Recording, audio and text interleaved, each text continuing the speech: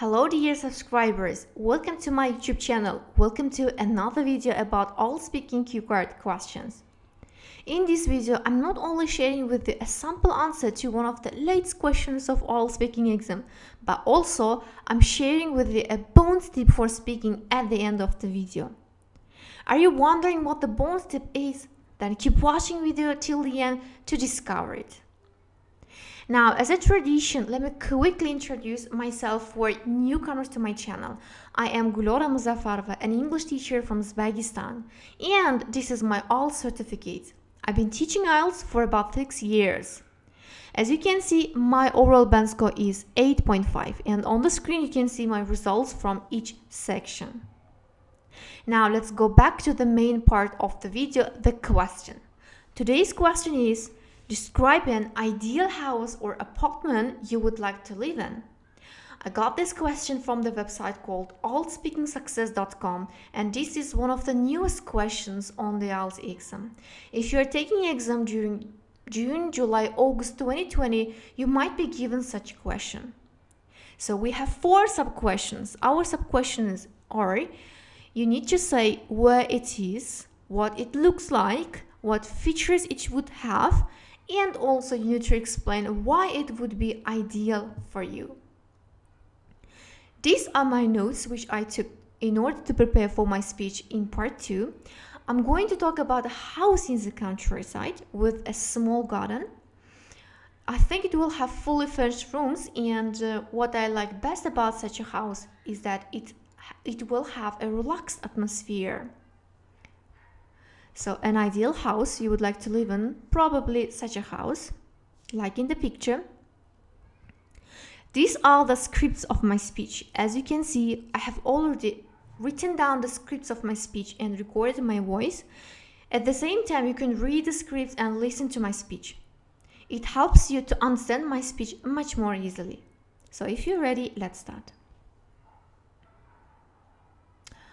I dream my future house to be close to nature, because nature helps you to unwind and leave all your problems behind for a while.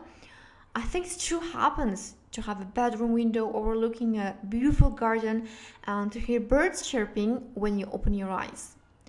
Currently I live in a city, and as for me, living in a flat is a bit difficult as you have to spend lots of time indoors. Thus, I want to have a 2-story house with a small garden in the countryside, so that I can go out anytime, do a bit of gardening, or just sunbathe when the sun is shining. Also, it's great to have meals in the open air in a family circle. If I talk about inside of the house, above all, it should be airy and bright. It should be lit naturally, not artificially, because sunshine helps a person's eyes relax, while light bulbs usually cause strain in the eyes. There should be 3-4 bedrooms for my family members and guests as well. Besides that, I dream about having my own office in the house. I think in the future I will work from home, so it's important to have my own peaceful space where I can focus all my attention to my work. Besides that, a fully furnished and spacious kitchen with all necessary kitchen tools and appliances is a must. Because as a woman, I spend most of the time in the kitchen, so I need to feel comfortable and happy in this part of the house. And as for the design of the house, I want the walls to be in plain patterns, maybe just in white color. It's all about the decor and matching furniture with carpets and curtains. These things need to be in harmony to create a relaxed atmosphere in the house. Thank you very much for listening. This was the end of my speech. Now we're going to discuss the words which are given in bold. I'm going to explain these words via pictures. So let's start. To sunbathe is another word which I use in my speech.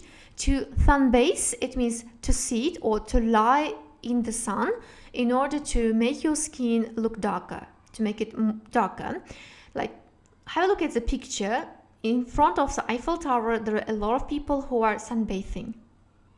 Another adjective which I use to describe my dream house is airy. Airy, it means a room or a house which has a lot of lights and a lot of space. So the balcony or the room in the picture has a lot of light and it's big enough, so this house can be called airy. This is an airy room. Let's continue. The next word is a light bulb. A light bulb is a rounded glass container which we all have in our houses, and it produces light when electricity goes through it. In the picture you can see a light bulb. The next word, fully furnished. Fully furnished, it means with all the furniture necessary. Like you can see in the picture, the room has all the furniture necessary to live. And this room can be called fully furnished. The next word is appliances. Appliances, it means all the electrical devices, machines in a house. For example, cooker, fridge, washing machine, and others. They are called appliances. The next word is a plain pattern.